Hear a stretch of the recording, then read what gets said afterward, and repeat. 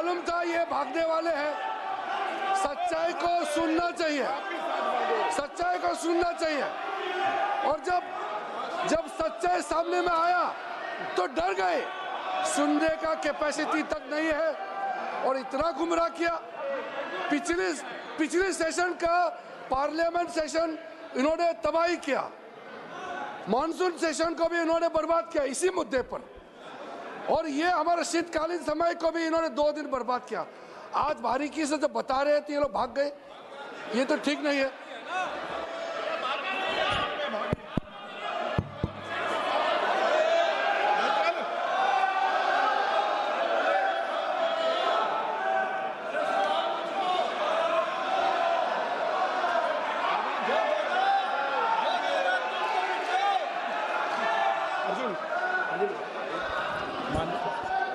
मान्यवर, ये 200 बार भी बहसकार करेंगे, एक भी अवैध घुसपैठियों को इस देश में हम वोट नहीं देंगे। ये हमारे एनडीए का पॉलिसी है मान्यवर। डिटेक्ट मतलब ढूंढो, डिलीट करो, मतदाता सूची में नाम काटो और उनको डिपोर्ट करो। हम संवैधानिक प्रक्रिया कर डिटेक्ट, डिलीट और डिपोर्ट ये पूरा करेंगे। ये क्यों सदन छोड़कर भाग गए? मैं इनके सामने तो कोई बात भी नहीं कर रहा था, ना कांग्रेस पार्टी के सामने बात कर रहा था। मैं तो बात कर रहा था घुसपैठियों को देश के बाहर निकालने की। अब ये तो देखिए साहब, अगर मैंने इतने सारे आरोप करे श्री जवाहरलाल नेहरू पर, इंदिरा गांधी पर, इनके पिताजी पर, सोनिया जी पर, तब भागते तो लाजिम था। ये घुसपैठियों को लिए भाग गए क्योंकि उनकी हमारी पॉलिसी है डिटेक्ट, डिलीट और डिपोर्ट। उनकी पॉलिसी है नॉर्मलाइज कर दो घुसपैठ को, उसके बाद में मान्यता प्रदान कर दो और चुनाव में मतदाता सूची में डालकर फॉर्मलाइज कर दो। मगर साहब ये लंबे समय तक नहीं चलना। मैं मेरे मन से मानता हूं, मेरे पार्टी के सिद्धांत तो है ही, मगर मैं मानता हूं कि जनसांख्यिकी में इतना बड़ा परिवर्तन देश के लिए बहुत बड़ा खतरा है। यह देश एक बार जनसांख्यिकी के आधार पर बढ़ चुका है और हम नहीं चाहते कि आने वाली पीढ़ी ये देश के भी बंटवारे दिखे। इसलिए ये बहुत जरूरी है कि इस देश से घुसपैठ को रोकना पड़ेगा। मान्यवर, ये कहते हैं कि घुसपैठ हो रही है, भारत सरकार की जिम्मेदारी नहीं है। मान्यवर, मैं आज बताना चाहता हूं, घुसपैठ हो रही है भारत बांग्लादेश की सीमा से।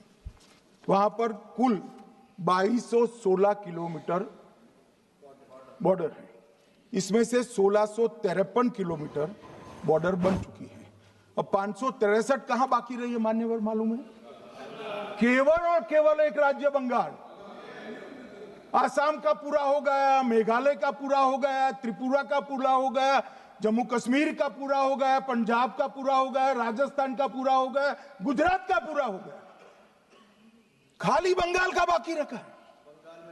और मैं आज कहना चाहता हूं टीएमसी के लोगों को भी, ये राहुल जी के साथ में रहकर घुसपैठिया बचाओ यात्रा बिहार में निकली, साफ हो गए। आप भी घुसपैठियों को बचाओगे तो वहां भारतीय जनता पार्टी का विजय तय। मान्यवर, ये कहते हैं कि घुसपैठ क्यों हो रही? आप बॉर्डर नहीं बनाने देते, फेंसिंग नहीं करने दोगे, घुसपैठ नहीं होगी। फिर भी चलो, मैं पूछना चाहता हूं कि घुसपैठ होकर सबसे पहले घुसपैठिया कहां आता है? कहां आता है? तो गांव में आता है। पटवारी को मालूम नहीं पड़ता, गांव के थाने वाले को मालूम नहीं पड़ता। इसकी मतदाता सूची में नाम डालने के लिए आधार कार्ड कहां बनता है? वहीं बनता है। उसका राशन कार्ड कहां बनता है? बंगाल में बनता है। और मतदाता सूची में कौन सी मतदाता सूची में ऐड होता है? तो बंगाल में होते। आपकी कोई जिम्मेदारी नहीं है। मान्यवर, ये देश के भविष्य और सुरक्षा के साथ खिलवाड़ कर रहे। कभी कभार चुनाव तो जीत जाओगे घुसपैठियों के आधार पर, परंतु इस देश की सुरक्षा को आप ताक पर मैं आज कहना चाहता हूं, मान्यवर, बिहार की जनता ने एक बहुत महान फैसला किया है घुसपैठिया बचाओ यात्रा के खिलाफ जनादेश दिया। और बंगाल भी ये करने जा रहा है मान्यवर, आने वाले दिनों में करेंगे, उनको मालूम नहीं। मान्यवर, मैं कल राहुल गांधी जी ने एक विषय कहा था कि सारी संवैधानिक संस्थाएं आपने करप्ट कर दी। मैंने पूरा बताया कि चुनाव आयोग की नियुक्ति के पहले क्या नियम थे। उन्होंने कहा कि महत्वपूर्ण पद पर आरएसएस की विचारधारा के लोग रख दिए जाते हैं, तो इसमें क्या आपत्ति है भाई? क्या इस देश में कोई कानून बना है कि आरएसएस की विचारधारा वाले हैं उनको कोई महत्वपूर्ण? अरे इस देश का प्रधानमंत्री आरएसएस की विचारधारा वाला है, इस देश का गृह मंत्री आरएसएस की विचारधारा वाला है, और जनादेश से बनकर आए, आपकी कृपा से बनकर नहीं आए मान्यवर। मगर उन्होंने क्या किया था वो मैं फिर बताना चाहता हूं। 1969 में इस देश का राष्ट्रपति का चुनाव हुआ।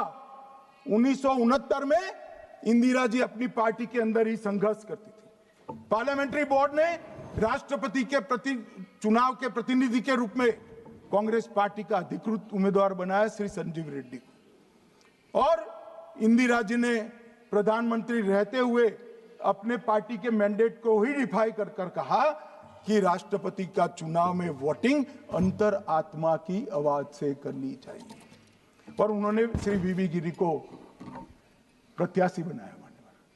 और फिर हुआ क्या? अल्पमत में थी वो, संजीव रेड्डी जी के वोट ज्यादा थे। जीतने के लिए उन्होंने कम्युनिस्टों से समाधान किया, और इस देश की सारे संस्थान पर, शिक्षा संस्थान पर, महत्वपूर्ण संवैधानिक पद पर कम्युनिस्टों को बिठाने का काम ये इंदिरा गांधी जी ने, और वहीं से इस देश के विमर्श को बदलने का काम किया है, वहीं से किया है।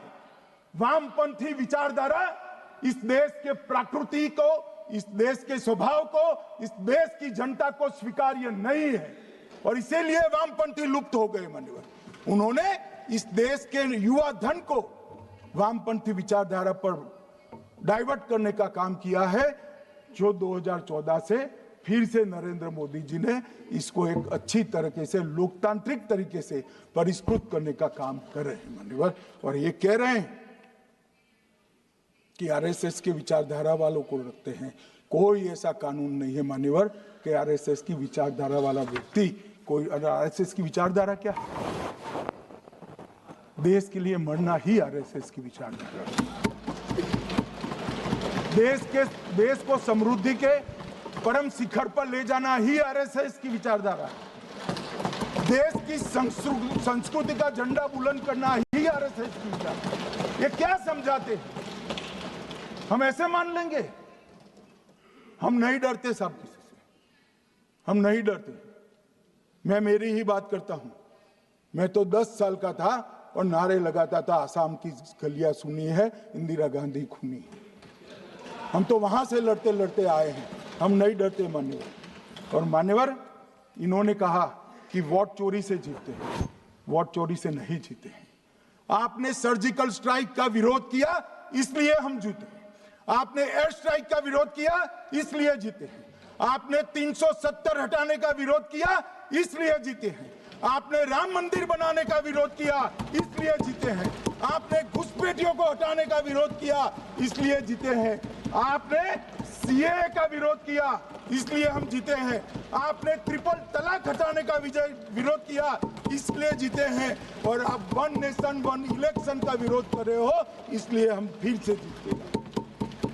माननीय 60 करोड़ गरीबों के घर में इस देश के प्रधानमंत्री जी ने घर पहुंचाया, गैस पहुंचाया, पानी पहुंचाया, शौचालय पहुंचाया, 5 किलो अनाज मुफ्त पहुंचाया, और 5 लाख तक की दवाइयां मुफ्त कर दी। क्या समझते हैं कि वोट चोरी कर कर जीते हैं? इस देश के इंफ्रास्ट्रक्चर को 40 साल देख लीजिए और हमारे 11 साल देख लीजिए, इंफ्रास्ट्रक्चर को 3 गुना बढ़ाने का काम हमारे प्रधानमंत्री नरेंद्र मोदी, और इसलिए जनता हमें जिताती है। और मैं तो अभी भी कहना चाहता हूं, चले गए हैं मान्यवर, मैं अभी भी कहना चाहता हूं, यार कांग्रेस पार्टी तुझे टिकट तो देती नहीं है।